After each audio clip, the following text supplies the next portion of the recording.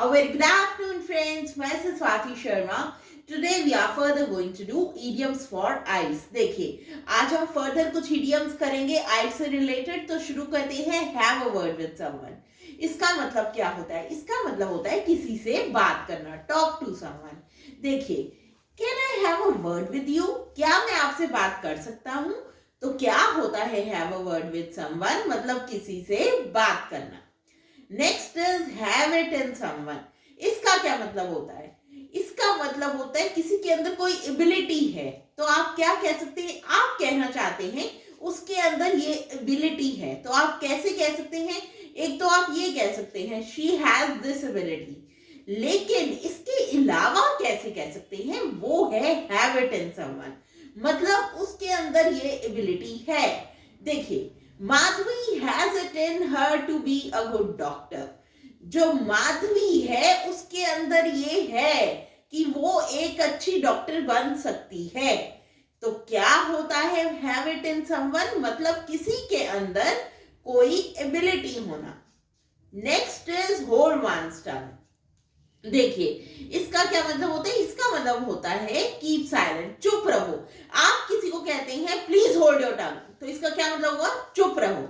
देखिए, she can't hold her tongue at all. वो चुप रह ही नहीं सकती. तो क्या कहेंगे? She can't hold her tongue at all.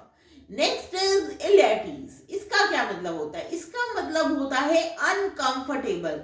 देखिए, आप किसी चीज में, जैसे आपने कोई टाइट चीज पहनी तो आपको अनकंफर्टेबल फील हो रहा है, तो क्या कहेंगे? I am ill at ease wearing this. ये पहन के मुझे अनकंफर्टेबल फील हो रहा है. और देखिए, she felt ill at ease because of her cheap dress. उसे अनकंफर्टेबल फील हो रहा था अपनी चीप ड्रेस की वजह से. तो क्या होता है इल एट ईज? अनकंफर्टेबल फील करना. Next is in advance. In advance का क्या मतलब होता है? इसका मतलब होता है पहले. देखिए, कोई इवेंट है उसे पहले आप उसको करते हैं तो आप क्या कहेंगे? जैसे न्यू ईयर है, किसी को आपने विश कर दिया एडवांस में. 31st की जगह या फर्स्ट की जगह आपने विश कर दिया 29th को, तो आप क्या कहेंगे? आई wished him new year in advance. मतलब एडवांस में विश कर दिया.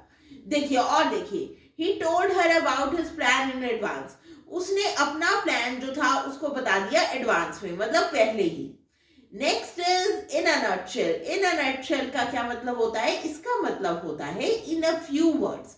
देखिए, आपके पास एक स्टोरी है, आप उसको नटशेल में करते हैं तो क्या होगा इसका मतलब? इसका मतलब होगा कि आप उस स्टोरी को कुछ वर्ड्स में ही बोल देते हैं, डिटेल में नहीं जाते, बस नटशेल मेन पॉइंट जो है उसकी बात करते हैं, उसे कहते हैं इन a nutshell.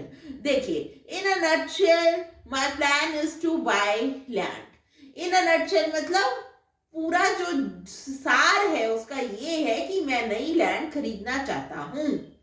Next is in time. In time का मतलब होता है at the exact time, exact time पे. जैसे I came in time to have a cup of coffee before class.